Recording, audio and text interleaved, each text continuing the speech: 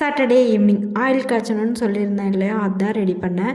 இந்த 3 மந்த்தாக பார்த்திங்கன்னா நான் வந்து ஒரு சிம்பிளான மெத்தட் தான் ஃபாலோ பண்ணிகிட்டு இருந்தேன். எண்ணெய் காய்ச்சறதுக்கு தேவையான அளவு வெந்தயம், அது கூட கரிஞ்சீரகம், இது ரெண்டையும் ஃபஸ்ட்டு போட்டு ஒரு 2 நிமிஷம் மட்டும் கொஞ்சமாக சாட்டே பண்ணி விட்டுக்கலாம். அதுக்கப்புறம் ஆயிலெல்லாம் எதுவுமே ஆட் பண்ணக்கூடாது. அதுக்கப்புறம் கருவேப்பிலையும் நம்மளுக்கு தேவையான அளவு போட்டு அதையும் ஒரு 2-3 நிமிஷம் வந்து சாட்டே பண்ணிக்கலாம். அப்புறம் அடுப்பை ஆஃப் பண்ணிவிட்டு அப்படியே இதை நல்லா ஆறுற வரைக்கும் ஆற விட்டுடலாம். அதுக்கப்புறம் இதை எடுத்து மிக்ஸி ஜாரில் போட்டு ரொம்ப நைஸாக அரைச்சிடாமல் கொஞ்சம் குறன்னு அரைச்சிக்கணும். அதுக்கப்புறம் ஒரு கடாயில் தேங்காய் எண்ணெயை ஃபஸ்ட்டு ஆட் பண்ணிக்கிறேன். ஒரு 2 நிமிஷம் வந்து எண்ணெய் வந்து சூடானதுமே அரைச்சி வச்சுருக்க பவுடரை வந்து அது கூட ஆட் பண்ணிக்கலாம்.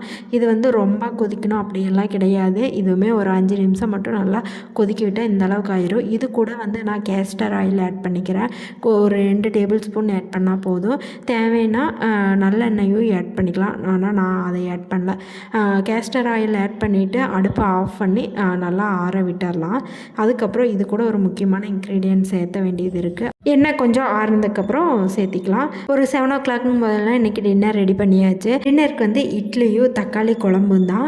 நான் குருமா செய்யலாம்னு நினச்சேன், ஆனால் அவருக்கு வந்து தக்காளி குழம்பு வேணும்னு சொல்லிட்டார். அதனால் தக்காளி குழம்பு ரெடி பண்ணியாச்சு.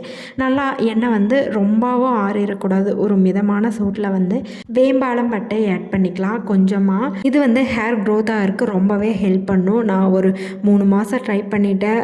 குட்டி குட்டி ஹேரெல்லாம் ரொம்பவே வளர்ந்துருச்சு. என்ன ட்ரை பண்ணி பாருங்கள். நேற்று அரிசி கூட வெந்தயம் ஆட் பண்ணி அதுக்கப்புறம் மாவு அரைக்கும் போது ஐஸ் வாட்டரை ஆட் பண்ணி வந்து மாவு அரைச்சேன். இட்லி வந்து ரொம்பவே சாஃப்டாக வந்துருந்துச்சு.